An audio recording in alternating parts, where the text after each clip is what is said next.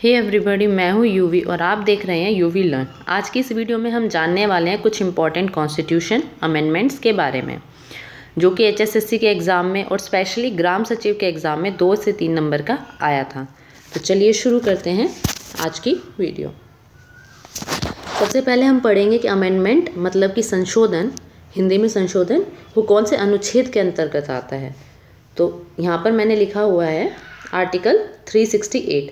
Article 360 के 8 अकेला ऐसा आर्टिकल है जिसके अंदर हमारे सारे अमेंडमेंट्स और उनको कैसे अप्लाई किया जाता है, उसका तरीका क्या है, वो सब दे रखा है। तो सबसे पहले हम पढ़ेंगे अमेंडमेंट के तरीके और वो कितने हैं। तो हमारे पास 3 तरीके, एग्जाम में सीधा सीधा क्वेश्चन पूछा जाता है कि कितने तरीक़ों से इसे लागू किया जा सकता है। तो इसका आंसर होगा 3 तरीक़ों से। सबसे पहला तरीका है सिंपल मेजॉरिटी, सेकेंड है स्पेशल मेजॉरिटी और थर्ड है special majority plus ratification by state. मैं आपको सिंपल शब्दों में समझाती हूँ। Affected by simple majority, simple majority मतलब 50%। जो भी लोग उस टाइम पर पार्लियामेंट में लोग मौजूद होंगे उनका 50%। जैसे कि लोकसभा की टोटल सीटें तो है 545, सो 545 का 50% नहीं, उस दिन जितने लोग प्रेजेंट होंगे उनका 50%। सेकेंड है स्पेशल मेजॉरिटी। स्पेशल मेजॉरिटी मतलब 2/3 ऑफ दी प्रेजेंट, उस दिन जितने लोग प्रेजेंट होंगे उनका 2/3।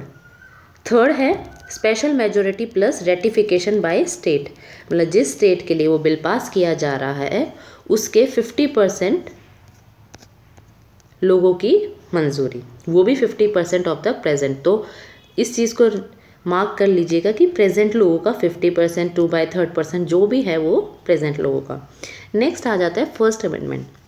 वैसे तो हमारे टोटल अमेंडमेंट 104 हैं जनवरी 2020 तक, मगर हमें कुछ कुछ ही पढ़ने हैं, सारे हमारे लिए इम्पोर्टेंट नहीं हैं। पहला अमेंडमेंट है इसके तहत सामाजिक तथा आर्थिक रूप से पिछड़े वर्गों को उन्नति के लिए विशेष प्रबंध कराए गए। मतलब जो लोग इकोनॉमिकली और सोशली बैकवर्ड क्लासेस में, उनके लिए कुछ चेंजेस लाए गए। सेकंड, 9 शेड्यूल ऐड किया गया। किस लिए ऐड किया गया? कुछ लैंड रिफॉर्म्स को, जुडिशियल रिव्यू को प्रोटेक्ट करने के लिए। 9 शेड्यूल के according 31A, 31B, 31 article insert किए गए। नेक्स्ट, फ्रीडम ऑफ स्पीच, जो कि हमारे कौन से आर्टिकल में आता है? आर्टिकल 19 में।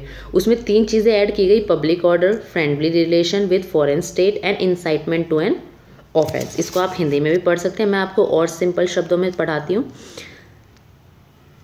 First amendment easy keyword.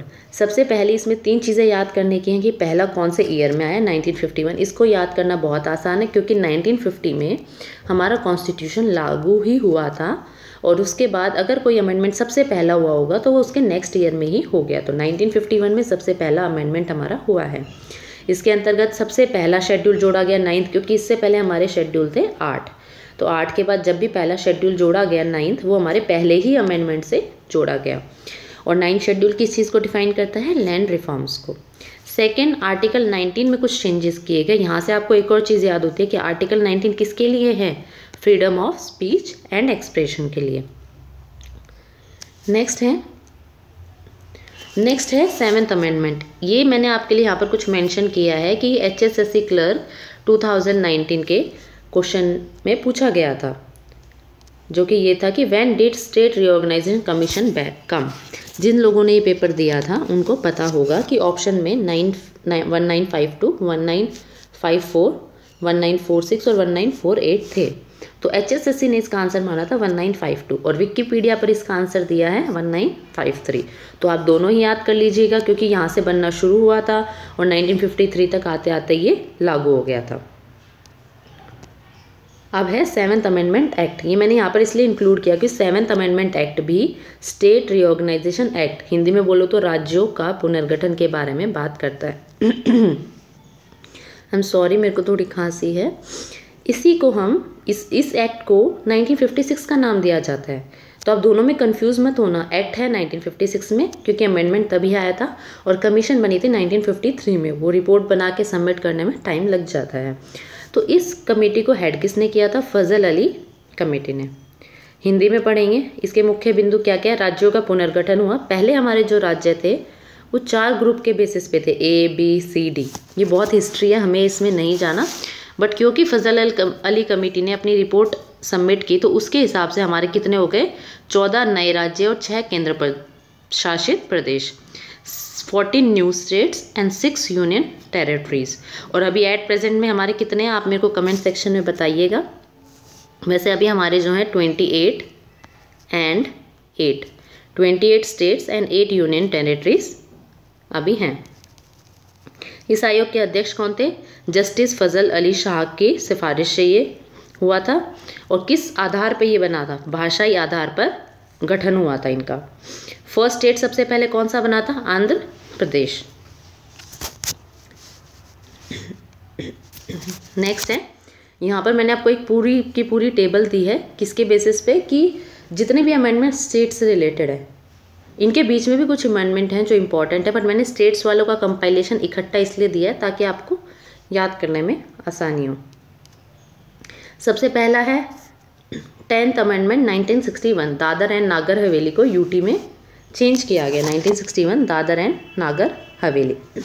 इसका जो ईयर है वो याद करना ऐसे आसान है, क्योंकि आप अभी थोड़ा पीछे जाइए तो फर्स्ट अमेंडमेंट कब हुआ, आया था 1951 में। मैं फिर से लिख देती हूँ, थोड़ा पीछे लिख दिया। फर्स्ट अमेंडमेंट कब आया था, 1951 में। ये कौन सा है, 10th अमेंडमेंट। तो 1 के बाद सीधा 10th, तो ऑफकोर्स ईयर्स भी प्लस हो जाएंगे, तो 10 मतलब 61। तो आप इसको यहाँ से ऐसे याद कर सकते हो, और आपको जो भी तरीका अच्छा लगे आप वैसे भी याद कर सकते हैं। तो 10th अमेंडमेंट 1961, फर्स्ट अमेंडमेंट 1951 और 10th अमेंडमेंट 1961, 10 ईयर का गैप है।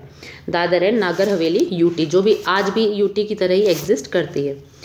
सेकेंड है 12th amendment 1962, Goa Daman and Diu को यूटी में चेंज किया गया। हालांकि गोवा बाद में स्टेट बना, वो आगे आएगा कब बना। 13th अमेंडमेंट 1962 नागालैंड स्टेट बना। 14th अमेंडमेंट 1962 पौंडीचेरी स्टेट बना। ये बहुत इंपॉर्टेंट है, क्योंकि इससे क्वेश्चन बनता है कि पौंडीचेरी के अंदर आप देखेंगे पौंडीचेरी तमिलनाडु के अंदर है, पौंडीचेरी तमिलनाडु के अंदर है, और ये 4 डिस्ट्रिक्ट को कवर करता है। वो 4 डिस्ट्रिक्ट कौन कौन सी हैं, करियकल, माहे, यनम और पुदुचेरी, जिसमें से कि पुदुचेरी और कराईकल ये दोनों के दोनों तमिलनाडु में हैं। तमिलनाडु, माहे केरला में है, केरला, और यनम आंध्र प्रदेश में है। 3 स्टेट्स को कवर करती है पुडुचेरी। पौंडीचेरी और कराईकल दोनों तमिलनाडु में है, माहे केरला में है, और यनम आंध्र प्रदेश में है। मैं नोट्स में इनको अच्छे से आपको मेंशन करके दे दूंगी। नेक्स्ट है 18th अमेंडमेंट 1966।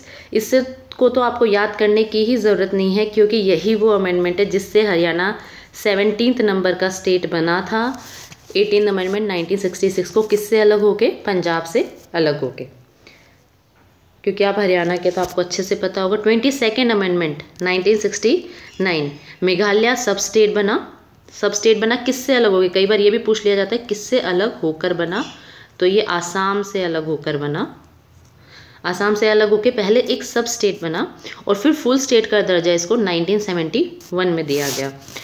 अब इसको याद करने का तरीका क्या है, मेघालय मतलब मेघ, मेघ 22 को आप बोल के देखिए, 22 मतलब बारिश, 22 मतलब 22 बारिश, 22 बारिश। तो क्योंकि बारिश कहाँ होगी, जहाँ पर मेघ होंगे, मेघालय में, तो मेघालय का अमेंडमेंट कौन सा है, 22nd। ठीक है। नेक्स्ट है 35 और 36। ये अकेले ऐसे 2 अमेंडमेंट है जो सिर्फ एक ही स्टेट के लिए, सिक्किम के लिए। जैसे कि मेघालय तो 22nd में ही सब स्टेट बना एंड देन फुल स्टेट बन गया। सिक्किम भी पहले तो सब स्टेट बना है, कौन से में, 35th अमेंडमेंट 1974 में। फिर वो उसको फुल स्टेट का दर्जा उससे नेक्स्ट अमेंडमेंट में मिला है 36। तो इसका ईयर भी याद करना आसान है, क्योंकि 35 पहले है तो 1974, उसके next year he 1975। Okay.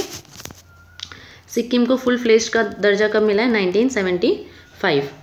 Amendment 36 and 1975। जब आपका क्वेश्चन आए तो प्लीज़ ये ध्यान रखना कि आपसे सब स्टेट पूछा है या फुल स्टेट, क्योंकि ये मिस्टेकन पॉइंट है।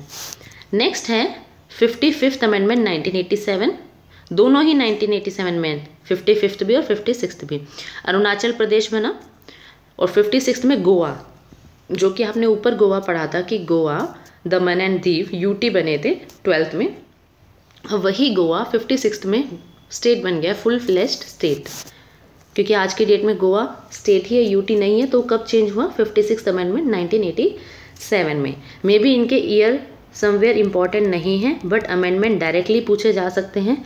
इन सभी में से सबसे इम्पॉर्टेंट अमेंडमेंट अगर मैं आपको बताऊं तो सबसे इम्पॉर्टेंट है सिक्किम, बिकॉज ये पहले सब स्टेट बना और देन फुल स्टेट बना। मेघालय और हरियाणा का तो है ही है, क्योंकि वो हरियाणा के क्वेश्चन बनता है वहाँ से। नेक्स्ट है लैंग्वेज रिलेटेड अमेंडमेंट। मैंने 3 है लैंग्वेज से रिलेटेड, तीनों को एक ही जगह कंपाइल करके लिखा है, और उसका रीज़न ये है कि 21, 71 और 92। इसके लिए मैंने एक ट्रिक बनाई है, 21 + 71 दोनों का सम 92 होता है, तो आपको याद करना आसान हो जाएगा। आज प्रेजेंट टाइम पे हमारी लैंग्वेजेस हैं 22, कॉन्स्टिट्यूशन में जो डिफाइंड है। पहले 14 थी, ये है 15 नंबर की, जो 21st अमेंडमेंट से हमें मिली, जिसका नाम है सिंधी। सेकंड 3 और हमें मिली, कोंकणी, मणिपुरी और नेपाली। थर्ड बोडो, डोगरी, मैथिली, संथली। तो सारी मिला के कितनी होगी? 21। ये क्वेश्चन भी बनता है कि अभी हमारे कॉन्स्टिट्यूशन में कितनी डिफाइंड है? 22।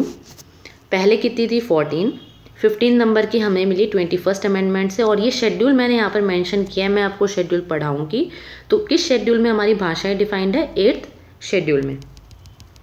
इसके बाद है 71st अमेंडमेंट, जहाँ से हमें मिली कोंकणी, मणिपुरी और नेपाली। ये भी 8th शेड्यूल में ही है। 92nd अमेंडमेंट, जिससे हमें मिली बोडो, डोगरी, मैथिली, संथली। और जो बिहार के होंगे उन्हें पता होगा कि मैथिली कहाँ की है? बिहार की इकलौती भाषा है।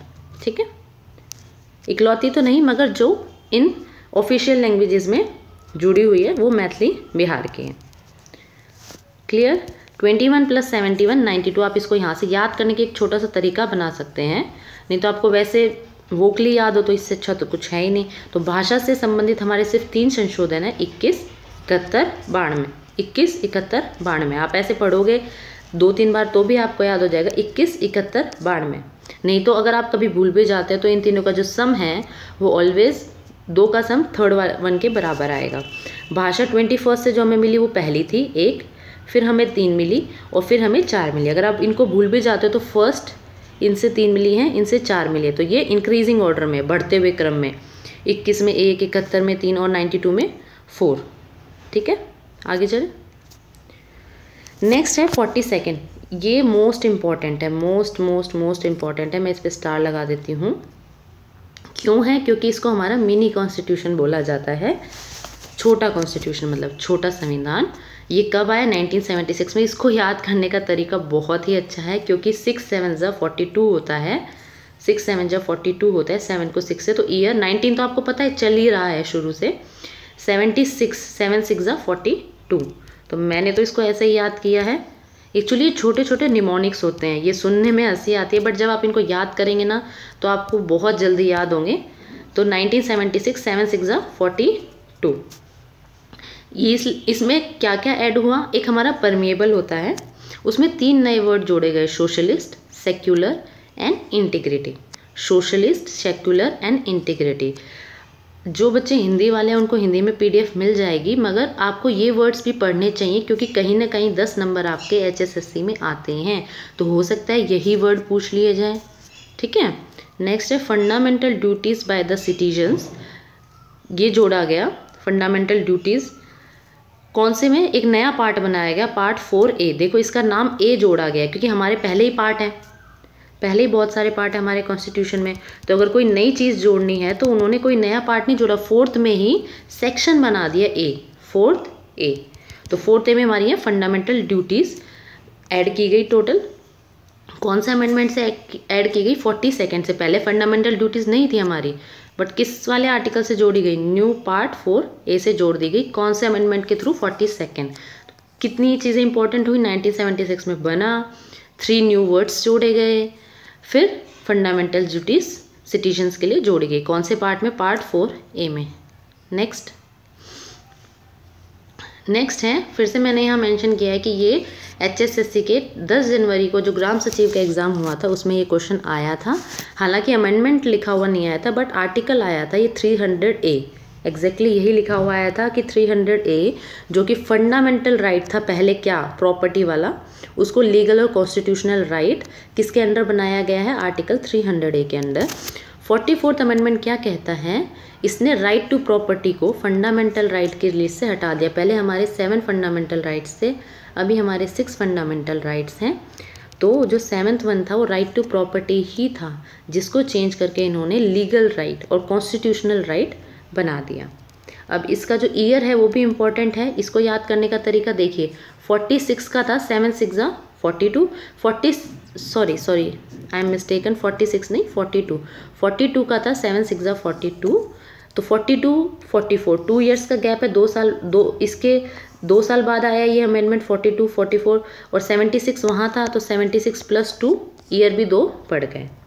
आप ऐसे याद कर सकते हैं 46 42, या 4 + 4 8, क्योंकि इन दोनों का ईयर इंपॉर्टेंट है, हर किसी का ईयर मैं आपको याद नहीं करा रही हूँ। 42 आया था, 7 6 42, 76 में, 78 में 2 साल बाद अमेंडमेंट भी 2 बढ़ गए 44, तो ये 78 में।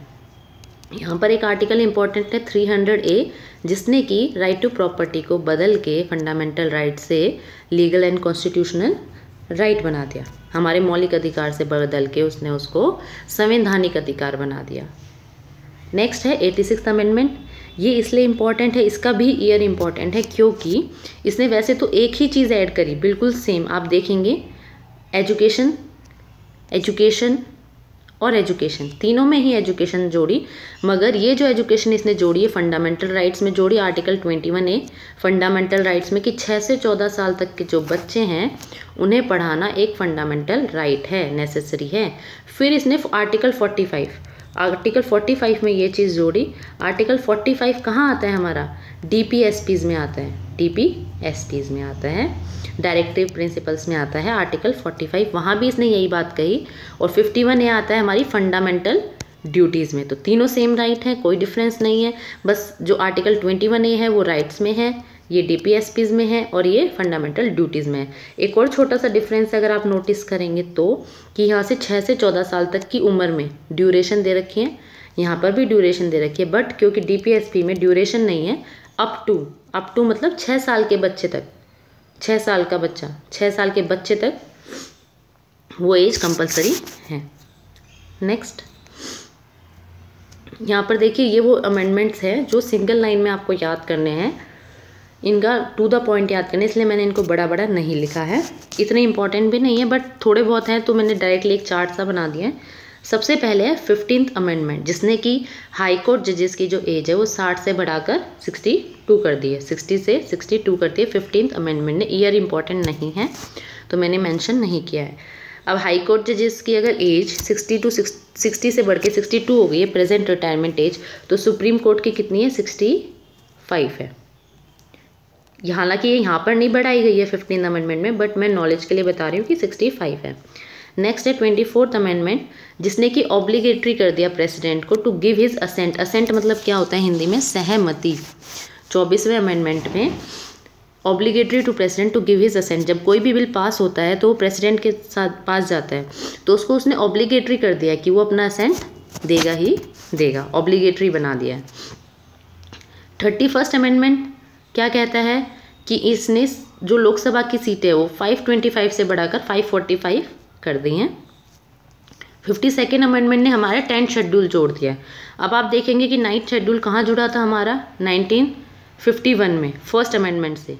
पहले 8 शेड्यूल थे, 1951 में पहले अमेंडमेंट से 9th शेड्यूल जुड़ा। अब 52nd अमेंडमेंट में 10th शेड्यूल जुड़ गया। ठीक है, इसको याद करने का तरीका भी 5 2 10। देखिए 52nd अमेंडमेंट है, 5 2 10। ठीक है, नेक्स्ट है 61st अमेंडमेंट। ये देखिए मैंने यहाँ मेंशन किया है कि आस्क्ड इन HSSC ग्राम सचिव, ये भी ग्राम सचिव के 10 जनवरी वाली शिफ्ट में आया था, जिसमें कि पूछा गया था कि वो कौन सा आर्टिकल या अनुच्छेद है जिसमें वोटिंग की जो एज है वो 21 से घटाकर 18 साल कर दी थी। ठीक है, मैं यहाँ ईयर लिखना भूल गई हूँ, तो आप समझ लीजिएगा कि ईयर की बात हो रही है कि 21 से घटाकर 18 साल कर दी थी। वो अनुच्छेद कौन सा है, वो है अमेंडमेंट 61। नेक्स्ट है 69th भी बहुत इंपॉर्टेंट है, क्योंकि जो हमारी दिल्ली हमारा नेशनल कैपिटल टेरिटरी है, उसको नेशनल कैपिटल टेरिटरी का दर्जा 69th अमेंडमेंट के थ्रू ही मिला था। नेक्स्ट है 73rd अमेंडमेंट। 73rd अमेंडमेंट तो आपको याद होगा, आपका ग्राम सचिव का पेपर हुआ है, उसमें पूरी की पूरी PDF आई थी, सेक्शंस पूछे गए थे। तो कौन से अमेंडमेंट के थ्रू हमारी पंचायती राज आई थी? 73rd अमेंडमेंट के थ्रू आई थी, ठीक है। नेक्स्ट है 74th अमेंडमेंट, म्यूनसिपालिटीज़, दोनों इकट्ठे आते हैं। अगर आप इनके शेड्यूल याद करेंगे तो जैसे कि ये 11th में आता है, ये 12th में आता है, मतलब एक के बाद दूसरा आता ही आता है। आर्टिकल में भी, पार्ट में भी, ये पार्ट 9 में आता है, ये पार्ट 9A में आता है। तो सेम 73rd में अगर पंचायत राज आया है तो 74th में म्यूनसिपालिटी एक्ट आएगा। और आप अभी देखेंगे कि 9th शेड्यूल हमारा कहाँ आया था? 1951 में फर्स्ट अमेंडमेंट से। 10th शेड्यूल कहाँ आया हमारा? 52nd अमेंडमेंट में, है ना। 11th शेड्यूल देखिए यहाँ आ गया है, इसको 11th शेड्यूल भी बोलते हैं। और 12th शेड्यूल हमारा यहाँ आ गया, इसको 12 भी बोलते हैं। तो प्रेजेंटली हमारे कितने शेड्यूल हो गए? 12। और आपने यहीं देख लिया कि चारों कब कब जुड़े। सबसे पहले हमारे 8 शेड्यूल थे। 9th हमारा जुड़ा है फर्स्ट अमेंडमेंट से। 10th हमारा ये यहाँ पे जुड़ ही गया। 11th पंचायत से और 12th म्यूनसिपालिटीज़ से। हमारे टोटल 12 शेड्यूल्स हैं। नेक्स्ट ये है 84th अमेंडमेंट। ये इसलिए इम्पोर्टेंट है, देखो, फ्रीजेज Lok Sabha and state assembly seat till 2006, मतलब 2026 तक जो लोकसभा की और स्टेट असेंबलीज की सीटें हैं, हर एक स्टेट की अलग अलग होती हैं। और लोकसभा की तो जैसे हमने पीछे पढ़ा कि 545 अभी बढ़ाई थी ना, कौन से आर्टिकल में बढ़ाई थी? 31st अमेंडमेंट में। सॉरी, मैं फिर से आर्टिकल बोल देती हूँ, इट्स माय मिस्टेक। 31वें अमेंडमेंट में अभी हमने पढ़ा कि 535 सीट कर दी थी, वही सीटें 2026 तक इन्होंने फ्रीज कर दिए। फ्रीज कर दिए मतलब रोक दिए। 2026 के बाद अगर वो बढ़नी होंगी, घटनी होंगी तो वो चीज़ें हो सकती है, बट 2026 तक वो फ्रीज हो गई है, उन्हें कोई बढ़ा घटा नहीं सकता। सेम स्टेट असेंबलीज के साथ हैं, ठीक है। नेक्स्ट है 91st अमेंडमेंट 2003। ये इसलिए इंपॉर्टेंट है क्योंकि आपने सुना होगा council ministers. Council of ministers क्या होता है? जैसे कि मोदी हैं तो मोदी जी की एक काउंसिल ऑफ मिनिस्टर्स है, जिसमें कि कौन सा विभाग कौन संभालेगा। सेम हरियाणा में खट्टर जी की काउंसिल ऑफ मिनिस्टर्स हैं। कुछ मिनिस्टर्स वो छांटते हैं जो अपनी काउंसिल ऑफ मिनिस्टर्स में रखते हैं। तो वो एक लिमिट होती है कि आप कितने लोगों को रख सकते हैं। वो लिमिट कौन से अमेंडमेंट में? 91st अमेंडमेंट में। Number of council ministers in the centre और स्टेट दोनों मेंशन हुआ है। सेंटर और स्टेट दोनों में ही 15%, नॉट मोर देन 15%। 15% से ज़्यादा नहीं होगी। किसका 15%? टोटल लोकसभा एंड विधानसभा, जो लोकसभा और विधानसभा में लोग हैं उनका 15% से ज़्यादा काउंसिल ऑफ मिनिस्टर्स में लोग नहीं हो सकते। अब आखिरी के 3 है 101, 103 और 104। 104 लास्ट अमेंडमेंट है, मैंने लिखा है यहाँ पर।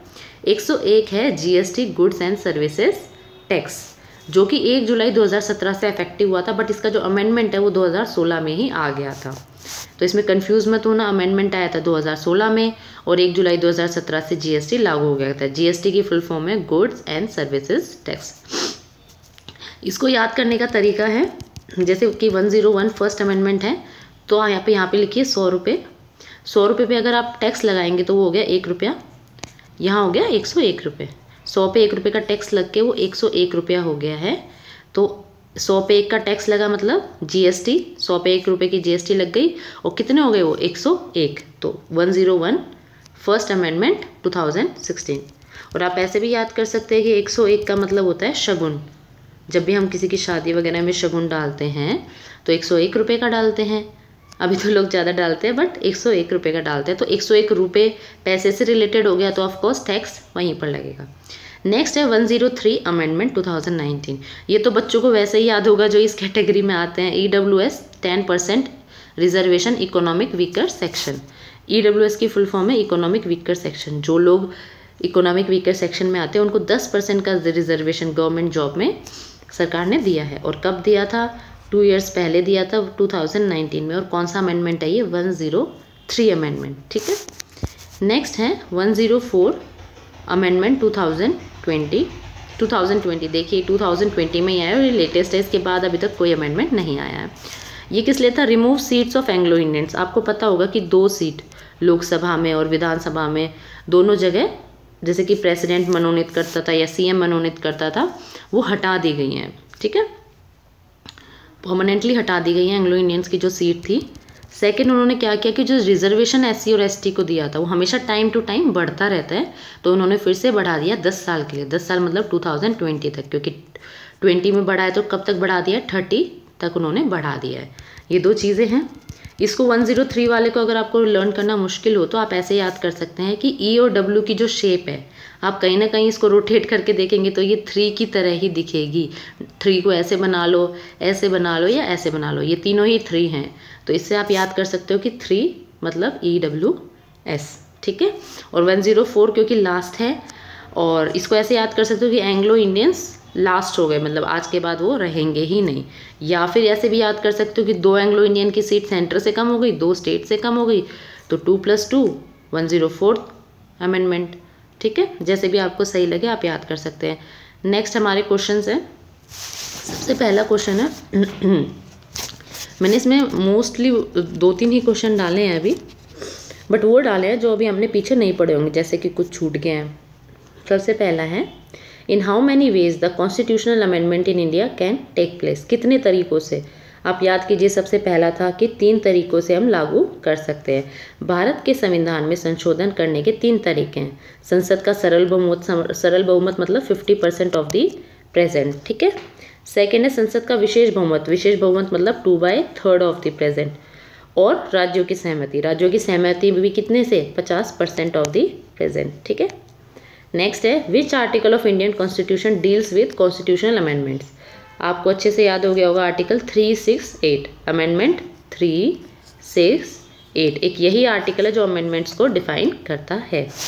नेक्स्ट है, process of constitutional amendment in India is taken from. जो हमारा तरीका है अमेंडमेंट को लागू करने का, वो हमने कौन से राज्य से लिया है। हर एक चीज़ हमने अलग अलग राज्यों से ली है, तो अमेंडमेंट हमने किस राज्य से लिया है, तो वो हमने लिया है साउथ अफ्रीका से। नेक्स्ट है, संविधान में संशोधन की शुरुआत की जा सकती है, मतलब अगर कोई अमेंडमेंट लाना है तो सबसे पहले कौन उसको इनिशिएट कर सकता है, शुरुआत कर सकता है उसकी। ये तो है कि बाद में हर एक की सहमति चाहिए, प्रेसिडेंट का भी असेंट चाहिए, बट शुरुआत कौन कर सकता है, तो either house of the parliament, मतलब 2 हाउस होते हैं, लोकसभा राज्यसभा, तो कोई भी शुरुआत कर सकता है, आइदर मतलब दोनों में से कोई सा भी। When was the first amendment presented? सबसे पहला संशोधन कब पेश किया गया? तो अभी मैंने आपको याद कराया था कि 1950 में तो कॉन्स्टिट्यूशन बना था, उससे अगले साल ही संशोधन करना शुरू कर दिया 1951 में। और कौन सा था वो? फर्स्ट अमेंडमेंट था, जिससे हमारा 9th शेड्यूल जोड़ा गया था। 9th शेड्यूल में क्या था? लैंड रिफॉर्म्स थे, और आर्टिकल 19 जो कि फ्रीडम ऑफ स्पीच के लिए, उसमें कुछ चेंजेस किए गए थे। बस ये क्वेश्चन है, यहाँ पर ख़त्म होते हैं। अगर आपको मेरी ये क्लास पसंद आई हो तो please subscribe my channel UV learn. This is my first video. आज मेरा गला थोड़ा ख़राब था, बट मैं पूरी कोशिश करूँगी कि मैं आपको पढ़ा सकूँ। मेरी बिल्कुल पहली क्लास थी, मैंने हमेशा ऑफलाइन ही पढ़ाया है। This is my first online class. मैं सिर्फ स्पेशली HSSC और HCS ओरिएंटेड पढ़ाऊँगी, जिसमें कि ग्राम सचिव सबसे पहला एग्ज़ाम है जिसके लिए मैं प्रिपेयर कराऊंगी, और CET। अभी इसके बाद हमारी क्लासेस कैसे रहेंगी उसके लिए मैं आपको थोड़ा बता देती हूँ। मेरा मेन फोकस रहेगा करंट अफेयर पे और पॉलिटी पे, पॉलिटी एंड करंट अफेयर और हिस्ट्री भी। ये तीनों सब्जेक्ट मैं आपके रेगुलर बेसिस पे कराऊंगी। सबसे पहले छोटी छोटी वीडियोस बना के, और देन एक मैराथन। जब 5 से 6 वीडियो हो जाएंगी, उनकी marathon plus question and answers. Thank you मेरी वीडियो देखने के लिए।